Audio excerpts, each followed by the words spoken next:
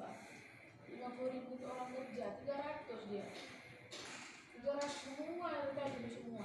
Masa 1,8 kami seharusnya kan dia panjang kan? Dia disuruh putih KTP itu. Apa cerita pabrik-pabrik tingkat ini aja bukan ada sanggup bayar?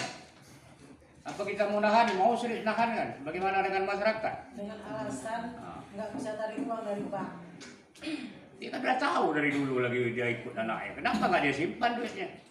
Kita bukan urusan masalah beli motor, beli dagang, itu nggak ada urusan kita. Yang penting janji dia baik selesaikan dari Selasa. Apa janji dia ya? Dari mulai Senin sampai Selasa. Sampai sekarang nggak terpenuhi. Apa dia janji bayar apa? Bayar pencoblosan untuk masyarakat.